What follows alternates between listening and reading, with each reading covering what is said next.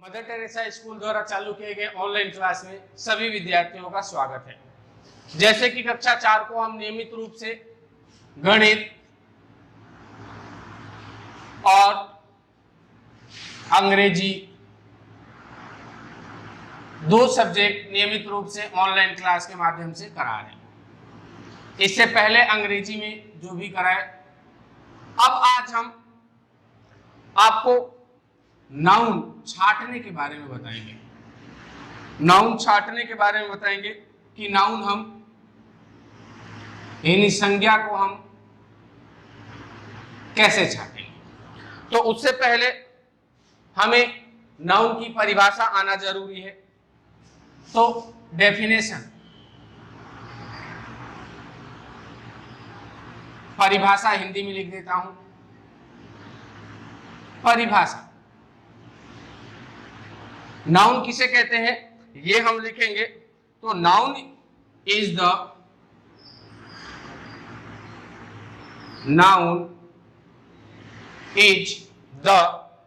Is the name of person,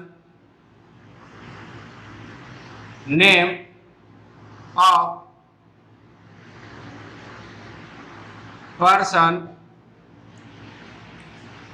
place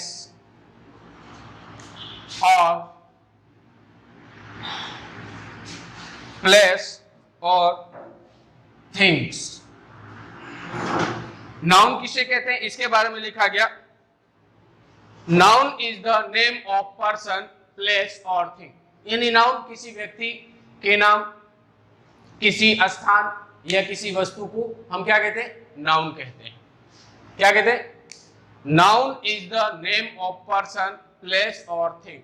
यानी किसी व्यक्ति के नाम, किसी वस्तु के नाम या किसी स्थान को क्या कहते हैं, नाउन कहते हैं। आज हम सीखेंगे नाउन को छांटना, यानी संज्ञा, शब्द को अलग करना। संज्ञा शब्द को अलग करना, यानी हम संज्ञा शब्द को अलग करने के बारे में आज बात करेंगे। कि सेंटेंस लिखा हुआ रहे और आपसे कहा जाए कि इसमें नाउन शब्द को अलग करके लिखिए या बताइए, तो आप कैसे बताएंगे उसके बारे में बात करेंगे। जैसे हमें उदाहरण दे दे। पहला उदाहरण, आई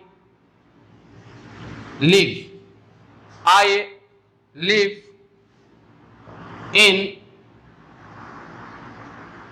बीकानेर। ये हमें उदाहरण दे दे।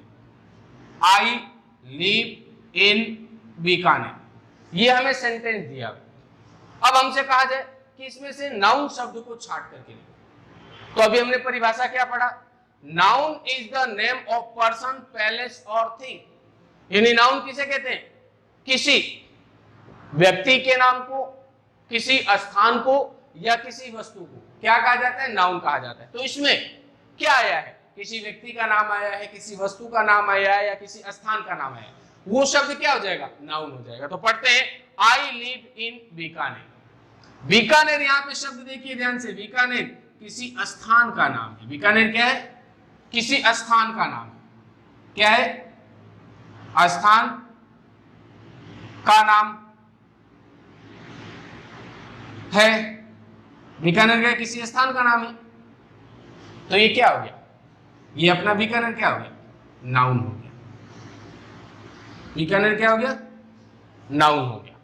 क्यों? क्योंकि हमारा परिभाषा में ही समझाया गया, noun is the name of person, place of और थिंग। यानी किसी व्यक्ति के नाम, किसी स्थान के नाम या किसी वस्तु के नाम क्या कहलाता है? नाउन कहलाता है। दूसरा उदाहरण, ही इज मोहन। अब इसमें कह दिया जाए कि इस शब्द में, इस सेंटेंस में ही इज मोहन, इसमें नाउन शब्द छांट करके लिखिए। तो अपना परिभाषा वही कहता है कि किसी व्यक्ति, स्थान या वस्तु के नाम को क्या कहा जाता है? नाउन कहा जाता है, निसंज्ञा। तो यहाँ देखिए मोहन नाम आया हुआ है। क्या है? मोहन एक क्या है? नाम है। मोहन क्या है? नाम है। तो ये मोहन क्या हो गया? नाउन हो गया, संज्ञा शब्द हो गया। मोहन क्या हो गया? नाउन यानी संज्ञा शब्द। तो इस प्रकार से आज दो उदाहरण आपको करके बताया हूं कि हम नाउन को कैसे छाटेंगे। पहली बात तो आपको नाउन की परिभाषा पूरी आनी चाहिए कि noun is the name of person, place और थिंग, यानी किसी व्यक्ति, वस्तु या स्थान के नाम को नाउन या संज्ञा कहा जाता है। हमारे सामने सेंटेंस लिखा हुआ हो तो उस सेंटेंस में देखना है कि किसी व्यक्ति का नाम आ रहा है, वो क्या होगा? नाउन यानी संज्ञा होंगे। किसी स्थान का नाम आ रहा है, वो क्या कहलाएंगे? नाउन या संज्ञा कहलाएंगे। या किसी वस्तु का नाम आ जाए तो वो भी क्या कहलाएंगे? संज्ञा कहलाएंगे। तो इंग्लिश में आज के लिए इतना ही। इसको आप उतारिएगा और ध्यान से जैसे जैसे आपको बताया हूं नाउन के बारे में, नाउन की परिभाषा, नाउन को छाटेंगे कैसे, उसके बारे में आप ध्यान से पढ़ोगे। कल और भी उदाहरण, ज्यादा उदाहरण करके आपको नाउन छाट करके मैं बताऊंगा। इंग्लिश के लिए आज के लिए इतना है। अब चलते हैं गणित में। गणित में कक्षा 4 को एक एक नियम से संबंधित सवाल करा रहे। तो आज एक सवाल है, आज एक सवाल लिख रहा हूं, उस सवाल को ध्यान से समझिएगा। लगातार कई दिनों से सवाल करा रहा हूं, आपको अभी तक समझ में आ जाना चाहिए। नहीं आया तो कोई बात नहीं, और भी कराएंगे जिनको आप ध्यान से देखेंगे। अपने को दिया गया है 22 कॉपियों का मूल्य, 22 कॉपियों का मूल्य 440 रुपया है, 440 रुपया है। तो ऐसे ही 60 कॉपियों का मूल्य ज्ञात करो। ठीक है, अपने को दे दिया 22 कॉपियों का मूल्य 440 रुपए, तो ऐसे ही 60 कॉपियों का मूल्य ज्ञात करो। हल करेंगे। सबसे पहले हमें ध्यान दे तो हमें 22 कॉपियों का मूल्य दिया हुआ है 440 रुपए। ठीक है, अब हमें 60 कॉपियों का मूल्य ज्ञात करना है।